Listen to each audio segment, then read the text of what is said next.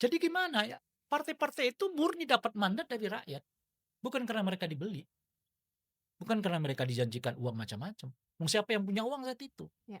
Long kita bukan belum belum ada pengusaha tambang. Belum bagi-bagi izin. Iya, iya. Sekarang ini kan yang punya uang kan mereka yang main di tambang kan gitu. Saat itu belum ada orang yang eksplorasi sumber daya alam. Nggak ada yang punya duit.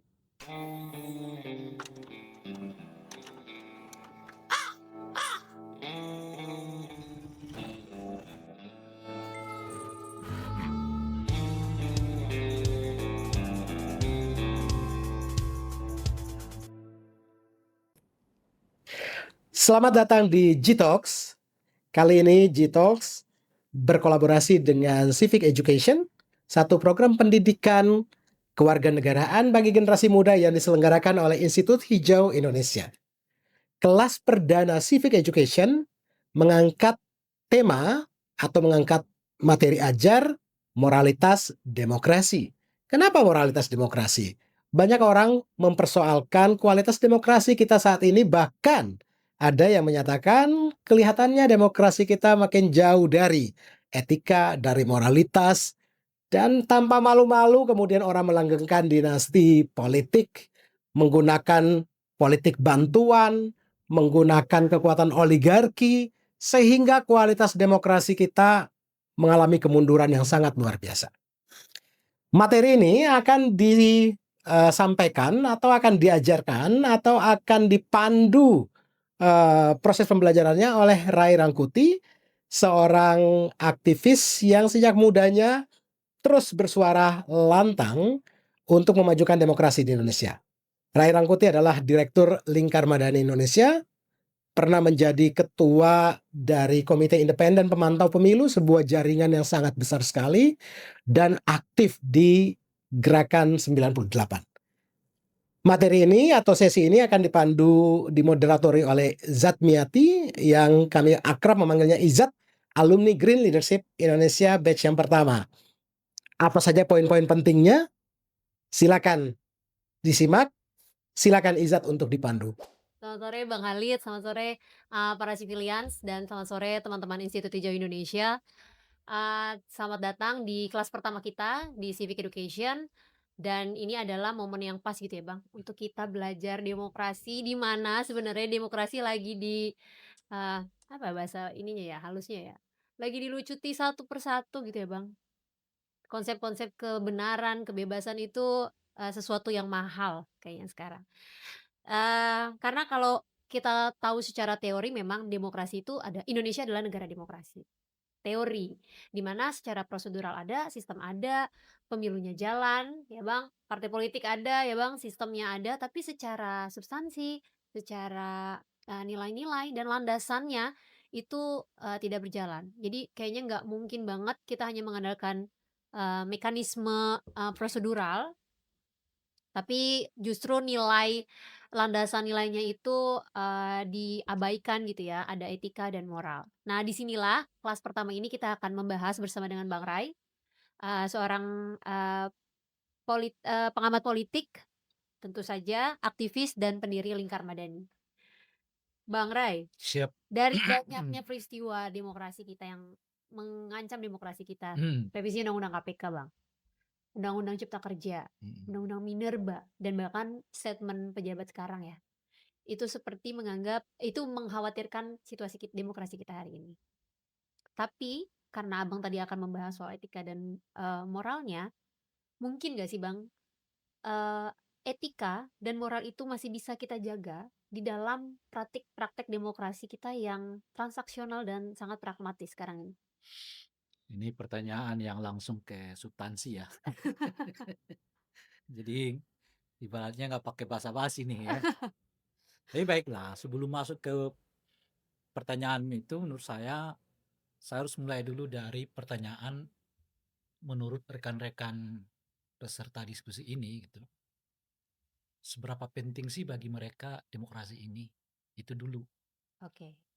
Sebab kalau mereka ragu demokrasi sebagai mekanisme yang paling tepat dalam konteks pengelolaan sistem bangsa dan negara, ya tentu kita nggak berbicara dulu moralnya kan gitu. Harus ada dulu keyakinan, ya, kepercayaan bahwa demokrasi ini titik temu dari semua kepentingan dalam kerangka, ya, apa namanya itu, membangun atau mencapai tujuan kita sebagai sebuah bangsa gitu. Nah, saya mulai dulu dari situ tuh. Oke. Kalau kawan-kawan semua di banyak tempat sekarang ini ya di seluruh Indonesia yang ikut serta di dalam diskusi kita ini masih punya keraguan tentang demokrasi gitu. Nah, nanti boleh ditanyakan di ujung ya. Ya. Tapi saya anggap tentu semua kawan-kawan yang terlibat dalam diskusi ini adalah orang-orang yang percaya demokrasi sebagai pilihan dalam konteks berbangsa dan bernegara. Persis. Nah, kalau itu yang kita sudah sampai di level itu, pertanyaannya mengapa sih harus berdemokrasi kan? Sebab bagi saya ya, bisa juga bagi orang beda-beda. Itulah makanya tadi saya mempertanyakan, selesaikan dulu apakah Anda yakin bahwa demokrasi ini sebagai jalan gitu. Bagi saya, hal paling penting dari manusia itu adalah bebas. Gitu. Gak ada yang lebih penting bagi seorang manusia kecuali ia bebas. Oleh karena itulah pencarian tentang kebebasan itu sudah berjalan bahkan sejak manusia, ya, apa istilahnya itu ya, belum mengenal peradaban. Orang udah cari kebebasan. Dan ketika manusia mengenal peradaban, tentu pencarian itu tercatatkan. Ya. Kalau kita baca misalnya buku-buku yang dikeluarkan oleh para filosof Yunani kuno, entah itu Socrates, Aristoteles, ya, Plato, ya, macam-macam, kita menemukan paling apa namanya itu ya, kuat di dalam pembicaraan itu adalah soal kebebasan itu. Gitu. Nah, itu yang dipertanyakan oleh Socrates. Ya. Itu yang dituliskan oleh Plato di dalam bukunya misalnya Republik gitu ya. Itu juga yang kemudian diulas oleh Aristoteles yang menciptakan bangunan sebuah negara yang dipimpin oleh para cendekia gitu. Kenapa cendekia? Karena cendekia itu mengerti makna penting kebebasan itu gitu. Nah, jadi begitu besarnya kebebasan itu diperbincangkan oleh orang dari dahulu sampai kemudian waktu demi waktu orang memperjuangkan arti kebebasan itu sampai ya pada titik yang paling fenomenal itu adalah Revolusi Prancis kan. Nah, Revolusi Prancis itulah secara formal orang mengatakan bahwa manusia itu apa namanya itu ya, harus setara. Gitu. Manusia itu punya kebebasan yang sama, punya hak yang sama, ya kan? Dan punya apa namanya itu ya, kehidupan yang sama. Nah, itu di situ pondasinya tuh. Tapi sebetulnya jauh sebelum Revolusi Perancis itu, perbincangan tentang hakikat manusia itu saya sudah menyebut bahkan sudah kita bisa lacak sejak dari filosof Yunani kuno gitu. Ya. Jadi itu artinya 2500 tahun sebelum Masehi. Anda bisa bayangkan sekarang udah 2025. Jadi udah 4000 tahun orang masih berbicara tentang kebebasan itu. Nah, kalau saya misalkan nih ya dari Yunani kuno gitu ya, langsung katakanlah misalnya ya, kalau karena tradisi saya Islam gitu, masuk ke era zaman Nabi Muhammad tuh. Di zaman Nabi Muhammad itu juga orang udah pesan-pesan penting dari Islam itu adalah pembebasan itu. Misalnya di dalam ayat tertentu disebutkan pakku rokobah. Bebaskanlah perbudakan. Bebaskanlah perbudakan. Salah satu apa namanya itu ya, barter atau apa namanya, saya kurang tahu persis namanya. Misalnya begini, kalau ada tawanan yang ditawan, salah satu syarat dia bisa dibebaskan tuh ada 2 pilihan. Pertama adalah dia mengajari sekian banyak orang muslim yang tidak bisa baca tulis, dan atau ia membebaskan budaknya. Ya. Kalau ia bebaskan budaknya, dia bebas sebagai tawanan. Nah itu pesan-pesan penting ya, sejak dari dahulu bahkan sampai ke agama yang paling terakhir itu masih berbicara tentang kebebasan itu sampai kemudian kita masuk ke negara modern itu yang itu tadi kan yang dikanalisasi oleh revolusi Prancis. Nah disitulah orang menemukan konsep yang disebut dengan demokrasi gitu ya. Nah demokrasi itu artinya menurunkan cara pandang kekuasaan itu sebagai milik Tuhan yang diwakilkan kepada para raja itu menjadikan suara Tuhan itu ada pada semua warga negara karena mereka adalah diciptakan oleh Tuhan secara sama-sama. Maka muncullah istilah yang sangat populer ya sampai sekarang itu suara rakyat adalah suara Tuhan gitu. Nah itu menunjukkan kepada kita yang semula raja-raja itu dianggap sebagai perwakilan Tuhan di bumi itu ya. Sekarang menjadi semua warga adalah perwakilan Tuhan di bumi itu. Nah, dalam konteks itulah ya kalau you wakil Tuhan, saya wakil Tuhan, dia wakil Tuhan, apa yang membedakan Anda semua? Apa yang membuat kita lebih hebat dari Anda? Gitu? Apa yang itu persis pertanyaan yang dilakukan oleh Socrates dulu dan juga Aristoteles. Atas dasar apa raja-raja itu membuat aturan yang mengikat kita kata dia. Nah itu juga persis disampaikan oleh Umar bin Khattab atau Ali bin Abi Thalib, saya kurang tahu persis. Yang menyebut, bukankah setiap anak itu dilahirkan dalam keadaan merdeka? Maka atas dasar apa ia diperbudak? Ya. Nah itu kesadaran itu muncul. Ya, kesadaran, nah kalau filosofinya dari Theos ya, Tuhan sebagai penguasa yang diwakilkan pada raja lalu masyarakat. Enggak. Tuhan adalah penguasa yang semua kita merupakan perwakilannya di atas dunia. Nah itu kan cara pandang yang kalau bahasa sekarang dikenal dengan istilah yang mungkin disebut dengan sekuler banget tuh gitu ya. Liberal banget tuh gitu ya. Karena menempatkan manusia secara sama lalu setiap orang berbicara tentang haknya. Kan kira-kira gitu ya. Lalu gimana dong? Chaos dong. Apa dong kan? Nah, kalau ini hak saya, itu hak saya, lalu batas itu apa? Nah, itulah demokrasi. Gitu. Jadi batasan you, batasan saya adalah batasan yang kita sepakati. Jadi bukan orang lain yang membuat pembatasannya gitu. Hak lu, hak saya, kita negosiasikan di mana titik temunya. Gitu. Nah, mekanisme membicarakan itu yang disebut dengan demokrasi. Udah kelihatan ya runtutan kenapa demokrasi itu penting gitu. Jadi jangan berpikir bahwa demokrasi itu pinjaman dari barat. Enggak. Kalau istilah saya itu takdir zaman. Gitu. Karena makin ke sini orang makin menyadari ya apa yang membuat Anda lebih istimewa dari saya? Kan kira-kira gitu. Kok seolah-olah Anda punya hak untuk mengatur hidup saya gitu. Kalau bahasa orang sekarang kan kayak gitu ya.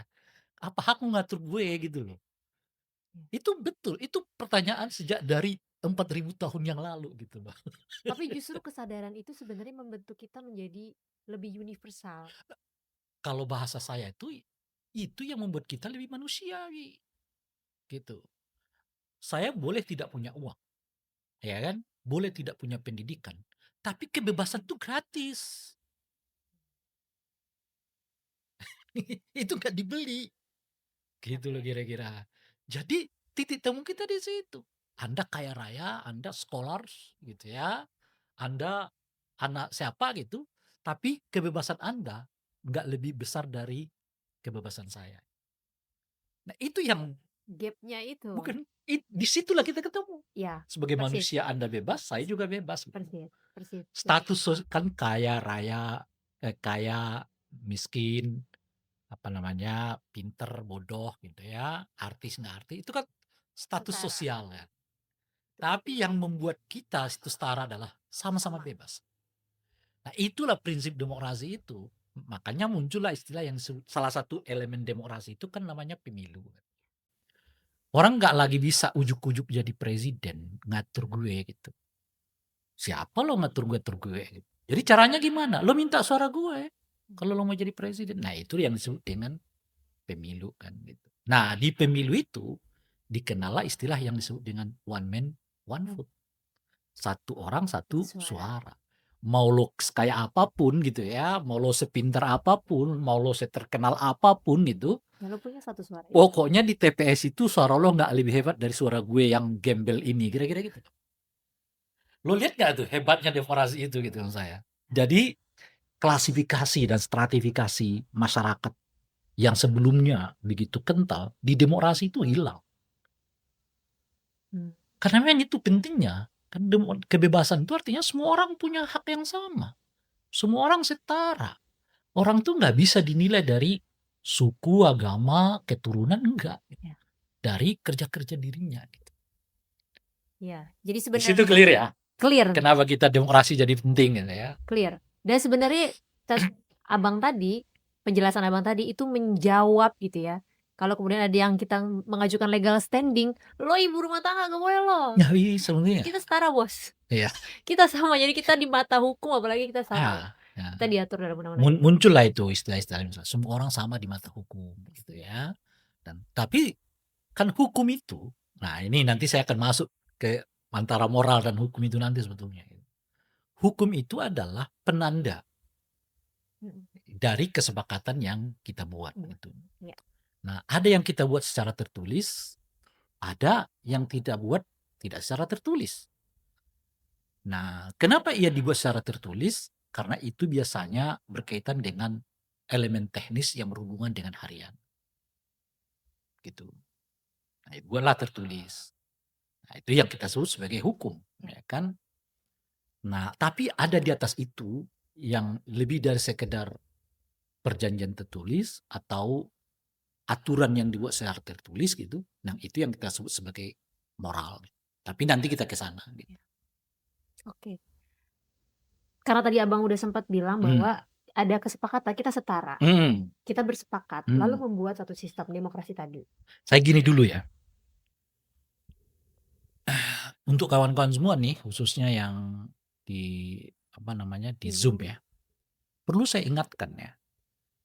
Indonesia merdeka itu sejak dari awal sudah diorientasikan menjadi republik. Ingat itu ya. Nah, oleh karena itulah kan saya tadi mengatakan bahwa demokrasi ini bukan datang dari barat gitu. Bahwa demokrasi yang kita buat bukan ikut-ikutan barat gitu. Apalagi dicekokin mereka, enggak. Sebab sejak dari awal para pendiri bangsa kita itu ketika mereka hendak memproklamasikan yang disebut dengan Indonesia, kan Soekarno bertanya, kita mau bangun negara ini dengan dasar apa, kata Pak Karno. Apa negara agama? Karena ada yang meminta itu. Sebagian orang menyatakan bahwa Islam Indonesia yang mau dibentuk itu harus berdasarkan agama, dalam ini Islam kan. Tapi ada orang yang mengatakan harus berdasarkan individualisme. Gitu. Jadi perdebatannya di situ. Satu segi ada yang mendasarkan agama, tapi di segi harus mendasarkan individualisme dan sebagainya gitu. Sampai kemudian dirumuskan di Badan Usaha Penyelidik Persiapan Kemerdekaan Indonesia itu kan. Yang akhirnya kemudian menemukan 5 rumusan sila bangsa kita. Ya, Pancasila. Kemanusiaan, ketuhanan, ya, persatuan, demokrasi. Dulu bahasanya itu demokrasi. Sebelum kerakyatan yang dipimpin oleh gitu. Jadi demokrasi dan social justice. Jadi Pancasila itu sejak dari awal bahkan sebelum diproklamasikan Indonesia yang mau dideklarasikan itu, diproklamasikan itu Indonesia yang demokratik gitu loh kira-kira. Bukan kerajaan, makanya sejak saat itulah diminta-minta kerajaan mau gabung enggak dengan negara demokrasi ini, dengan negara republik ini gitu. Nah, akhirnya kan pada gabung semua kan. Nah, di mana-mana semua kerajaan-kerajaan pada gabung pada negara baru yang didasarkan pada demokrasi. Nah, oleh karena itulah demokrasi ini kan ada orang yang menganggap apa namanya itu cekokan Barat tahun 98. Nggak benar. Jadi perjuangan 98 itu justru mengembalikan kembali Kedudukan demokrasi. giroh ya para pendiri bangsa yang ingin mendirikan sebuah republik dengan sistem demokrasi di dalamnya. Nah, itu bisa kita lanjutkan tuh ceritanya.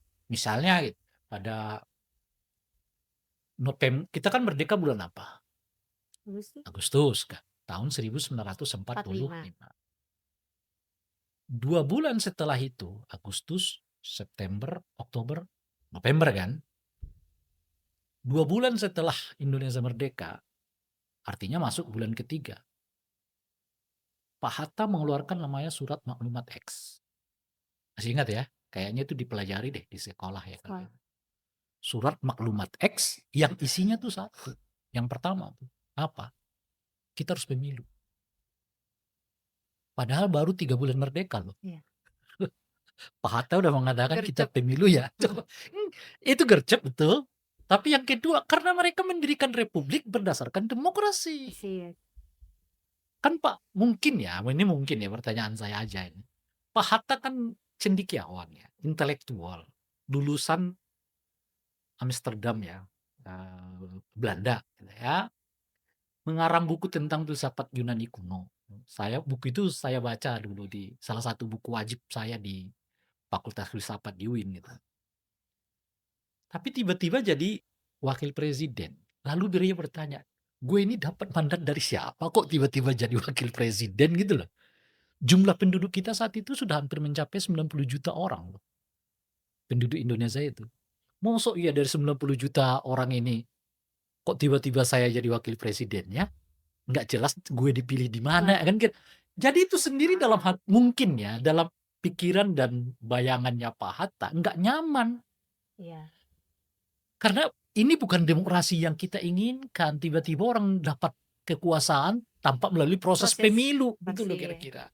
Tanpa proses pemberian mandat dari rakyat. Padahal ya Pak Hatta udah buat itu buku tentang demokrasi ya kan.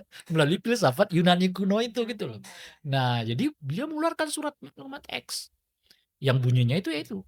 Kita harus pemilu tahun 46.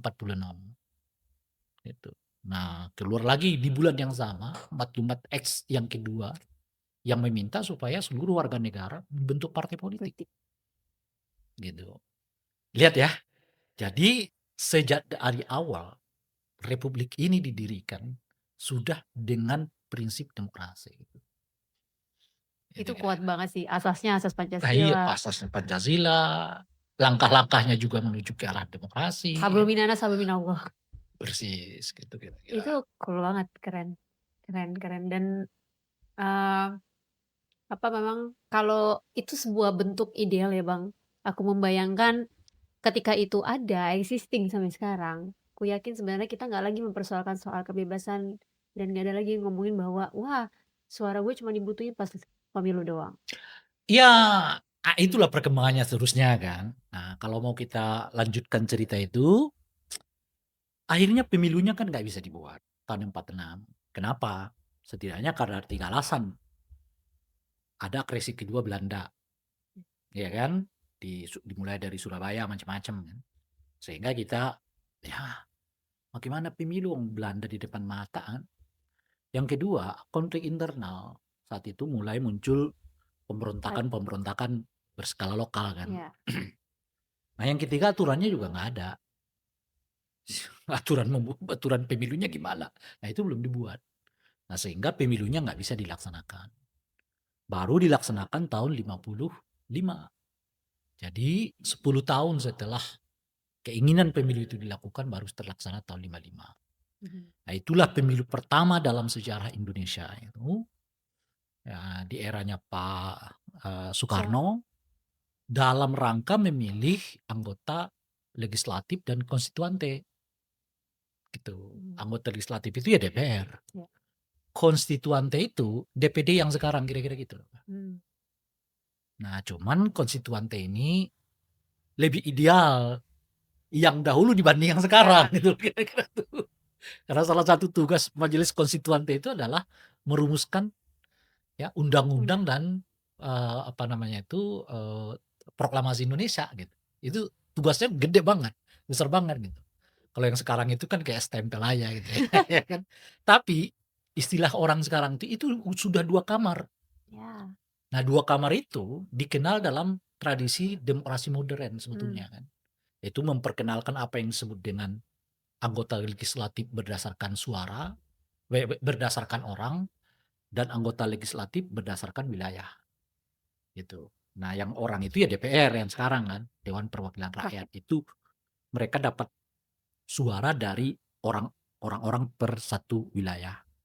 Nah yang disebut dengan perwakilan wilayah itu DPD, mereka mewakili provinsi-provinsi gitu.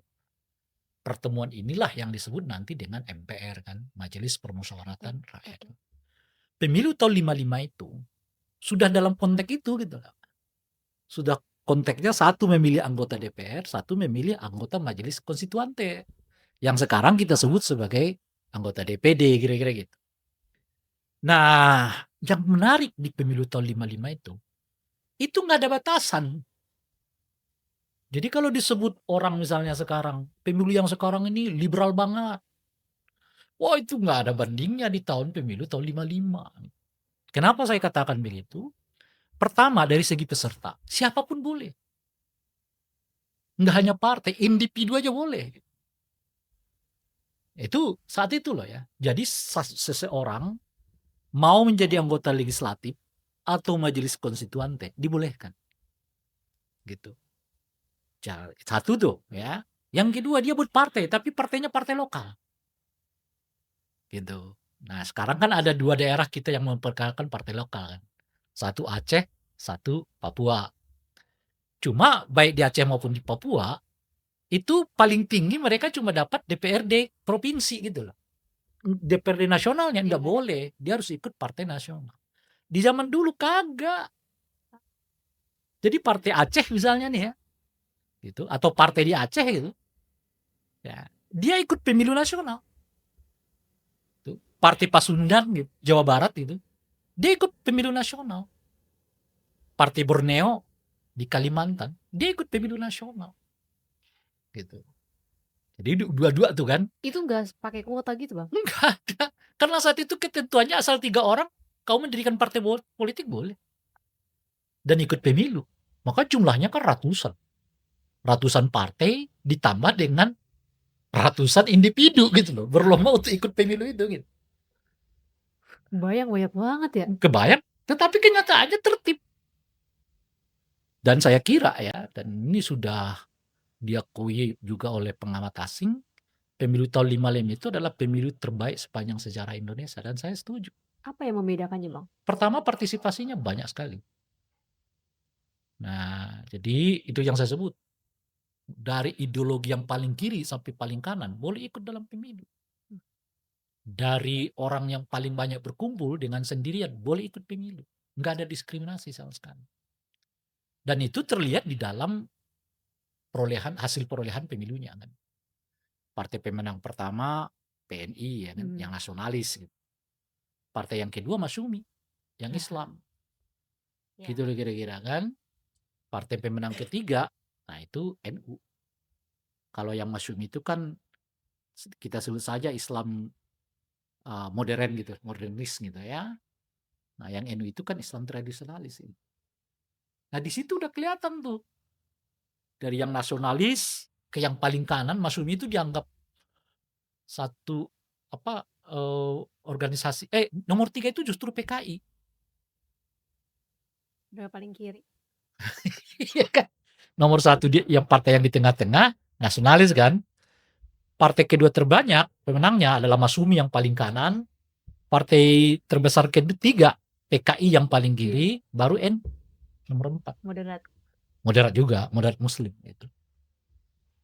Itu tercermin. Nggak ada tuh sekatnya. Mau komunis mau kagak ikut pemilu. Kan komunis itu nggak boleh ikut pemilu kan sejak Pak Harto jadi presiden. Kalau dulu ya ikut pemilu. Gitu. Nah itu dari segi pesertanya tuh luar biasa kan. Nggak ada sekat-sekatnya. Nah, kalau sekarang yang boleh itu kan tengah ke kanan kan. Ya. Ya, Kalau tengah ke kiri udah nggak boleh nggak ikut. boleh itu. Ya, karena salah satu syarat pendirian partai politik itu adalah ya tidak menganut paham ateisme komunisme kan. Gitu. Kedua yang punya modal paling besar. Itu dulu. Nah, di pemilu tahun 55, nah ini yang kedua tuh, baru Anda sampaikan tuh. Nggak ada yang disebut dengan politik uang. Gitu. Jadi gimana ya? Partai-partai itu murni dapat mandat dari rakyat. Bukan karena mereka dibeli. Bukan karena mereka dijanjikan uang macam-macam. Siapa yang punya uang saat itu? Ya. Long kita bukan belum ada pengusaha tambang. Belum bagi-bagi izin. Ya, sekarang ini kan yang punya uang kan mereka yang main di tambang kan gitu. Saat itu belum ada orang yang eksplorasi sumber daya alam. Nggak ada yang punya duit. Gitu. Dari pesertanya bebas, jumlahnya berapa silakan, ideologinya beragam, paling kiri, kanan paling kanan ikut. Yang ketiga, ya gak ada politik uangnya. Nah, yang keempat aman. Gitu. Nah, yang saking amannya nih ada yang buat ilustrasi yang namanya juga ilustrasi ya, yang tentu saja belum tentu yang sebenarnya nih. Apa disebutkan oleh dia? Kalau sekiranya jarum jam kita jatuhkan di TPS itu, terdengar suaranya kata dia. Menandakan apa tuh? Hening, tertib. Gitu. Nah, kalau Anda lihat foto-foto pemilu tahun 55 ada ya. Waduh, memang orang tuh berjejer baris lurus gitu. Jauh lebih beradab. Nah, itu dia. Makanya kan tadi disebut oleh pengamat itu dan saya setuju karena kan sejak tahun 97 saya udah terlibat dengan dunia kepemiluan kan. Kalau ya sebut pemilu 955 itu adalah pemilu terbaik di Indonesia, itu nggak berlebihan. Gitu. Dari segi peserta, dari segi ideologi, ya kan, dari segi hasil, dari segi nggak ada politik uang, nggak ada kekerasan, ketertiban dan sebagainya itu, ya kalau dalam bahasa pemilu dari aspek keadilannya, kejujurannya, kebebasannya gitu, itu terjamin semua tahun 55 itu. Gitu. Jadi menarik, terdegradasinya itu kapan Nah, tuh Bang? tentu sejak Orde Baru. Ya kan, Orde Baru ya dengan kekuasaannya yang luar biasa itu lalu membuang banyak hal dari republik ini. Gitu. Nah, saya mau buat pasenya dulu deh gitu ya. Kan kalau di pasenya Pak Karno itu, pase kita itu membangun ruhani bangsa atau jiwanya bangsa. Dalam bahasa yang lain itu membangun karakternya. Bangsa ini karakternya kayak apa sih gitu. Nah, itu kita lihat dari para founding father kita. Yang satu rela miskin demi publik kan gitu. Coba cek mana ada menteri-menteri kita yang kaya. Apalagi menteri yang pakai kop surat supaya istrinya bisa. Nggak ada di zaman. Tolong dikawal dong. Nggak ada tuh.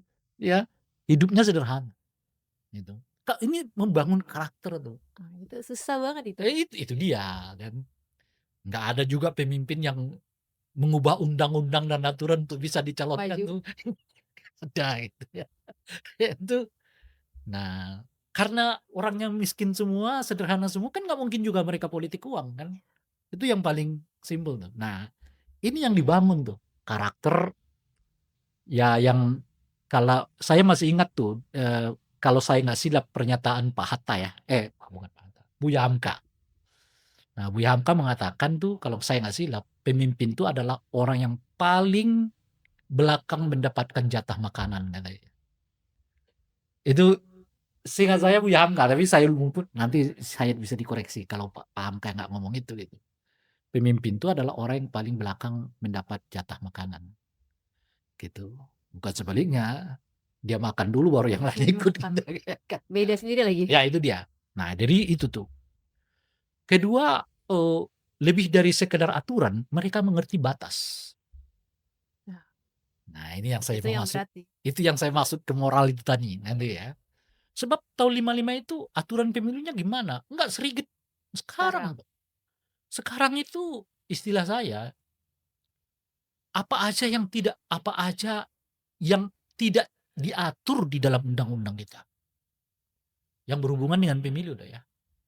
Kalau Anda lihat buku kodifikasi undang-undang pemilu ini, kawan-kawan sekalian itu tebalnya hampir segini nih. Tebalnya buku itu loh ya. Karena di sini termuat undang-undang partai politik, penyelenggara pemilu, undang-undang pemilunya sendiri, pilpres. Mhm. Jadi ada 4 apa 5 undang-undang di dalam, maka tebalnya bisa segini. Nah, di bawah dia masih ada namanya PKPU, Perbawaslu, Per-DKPP. Agak sederajat dengan dia, Mahkamah Konstitusi, Mahkamah Agung. Agung. Kalau kita kumpulkan bisa lebih tebal lagi itu semua. Makanya menurut saya nggak ada yang tidak diatur di undang-undang pemilu kita. Ya. Tapi pertanyaannya pemilu kita lebih baik apa enggak? Dibanding tahun 55 itu maksud saya gitu. Nah, kalau Anda lihat undang-undangnya yang sekarang ini, istilah saya tinggal satu lagi yang nggak diatur. Gitu. Apa itu? Kalau masuk TPS kaki kanan, keluar kaki kiri, itu belum ada pasalnya gitu. Yang lain itu sudah diatur di Kalau undang-undang. mau nyoblos bismillah. Lo ucapkan nama Tuhan gitu ya. Usai bersaksi. Nah, itu nggak ada. Ya. Nah, itu nggak pakai uang, ya pemimpinnya rela menderita demi ideologi dia, Ya. gitu ya. Lalu apa namanya itu, mereka nggak butuh banyak aturan, tapi mengerti mana batasan, Ya. gitu ya. Lihat lu Pak Hatta karena merasa nggak cocok dengan Soekarno dia mundur, gitu ya, dan sebagainya. Nah, fase ini berakhir, muncullah ke fase Orde Baru di bawah rejim Soeharto. Nah, ini ditinggalkan oleh Orde Baru. Demi apa? Demi pembangunan. Maka kebebasan ditekan, persatuan ditekan, cita-cita tentang ini macam-macam ditekan. Tujuannya apa yang disebut dengan pembangunan. Gitu. Nah, physically kalau Pak Harto itu, Ya. fisik bukan jiwa, fisik. Nah, ini ditinggalkan. Apa yang sudah dibangun hampir 20 tahun ya, 40 sampai ke 66 kan hampir sekitar 20 tahun oleh Orde Baru, hampir boleh dibuang. Muncullah tradisi Bapaisme di zamannya Pak Harto itu kan. Aturan tergantung siapa yang memerintah gitu ya. Hukum siapa yang bisa bayar gitu lah ya kan. TNI ikut berpolitik gitu ya. Masuk ke ranah Dan sipil. sebagainya masuk ke ranah sipil macam-macam. Nah, sejak saat itulah kultur yang disebut dengan relawanisme yang sebetulnya muncul di era Orde Baru, Orde Lama itu mati. Nah, sekarang tergantung bayaran. Ya, apain gua ke TPS? Yang pasti udah menang Golkar. Nah, cuman supaya pada saat itulah orang berpikirnya, ya yang penting gue dapat duit dah, nggak apa-apa, yang menang siapa kayak itu sama juga, kira-kira gitu loh Pak. Dan itu tidak dengan mudah bisa dihapus. Karakter itu tidak mudah dihapuskan oleh kita. Dan lebih parah lagi setelah reformasi ini dan 10 tahun di eranya Pak Jokowi, situasi atau kultur atau cara pandang beliau terhadap negara demokrasi itu kurang lebih sama dengan yang diadopsi oleh Pak Harto. Akibatnya yang kita lihat sekarang, aturan diubah demi tujuan. Gitu kan, tentara masuk lagi, kebebasan anjlok dan sebagainya. Nah, ini kita berapa menit lagi? Tapi juga 6 menit. Nah, saya baru masuk ke apa yang saya sebut sebagai moral itu tadi ya. Apa yang membuat begitu tuh? Gitu ya. Jawabannya karena kita setidaknya ya, selama 10 tahun kepemimpinan Pak Jokowi khususnya ya, saya menyoroti dari situ, meskipun sebetulnya udah terbangun sejak lama sebetulnya, atau setidaknya ini mungkin pekerjaan reformasi yang belum tuntas gitu ya. Kita terbawa suasana bahwa demokrasi itu nggak lebih dari semacam sebatas aturan gitu.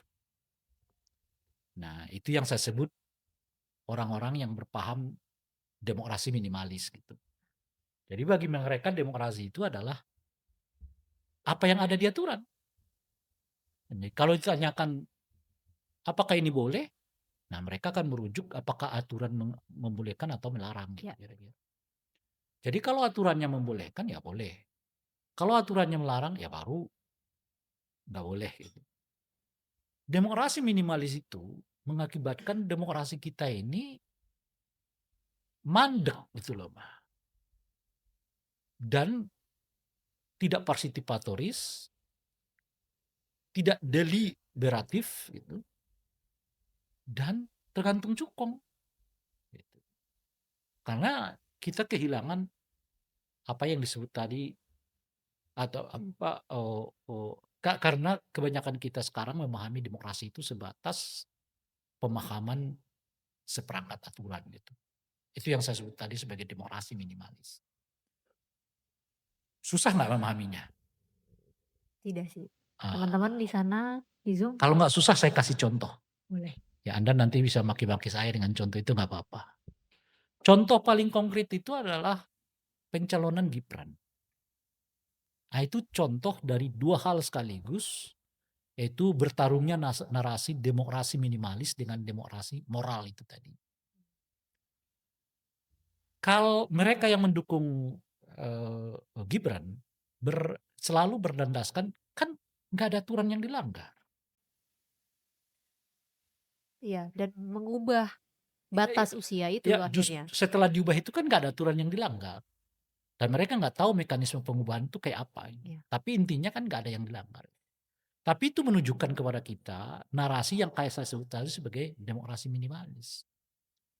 Sehingga karena tidak ada aturan yang dilanggar, maka Gibran berkenan masuk sebagai calon wakil presiden. Gitu.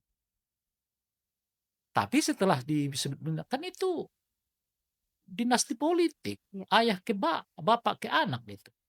Tapi lagi-lagi jawabannya dilarang nggak? Memang tidak dilarang. Meskipun dicap legal tapi tidak. Iya itu kan legal, nggak dilarang. Dulu pernah dilarang dinasti politik. Tapi diuji materikan ke MK, lalu MK membatalkan pasal itu. Sehingga sekarang diperkenankan. Ya. Berhenti di situ. Itu yang saya sebut tadi pendekatan atau narasi demokrasi minimalis. Pertanyaannya adalah, apa yang kita dapatkan dari demokrasi minimalis itu? Satu, dinasti politik merajalela. Jadi bukan hanya di kepala daerah, di wali kota, bupati, gubernur, ya, DPRD kabupaten kota, DPR provinsi, dan juga DPR nasional. Bahkan di level presiden pun terjadi. Anak dengan bapak, ya, suami dengan istri dengan suami, anak dengan saudara dengan saudara, tukar-tukaran aja. Gitu. Pertanyaannya, apa yang lo dapatkan dengan cara yang kayak gitu? Kalau saya minjam datanya Formapi misalnya, hampir 40% anggota DPR kita yang sekarang tuh bertautan dengan dinasti politik. Dan kau lihat nggak kinerja anggota DPR yang bertautan dengan dinasti politik itu?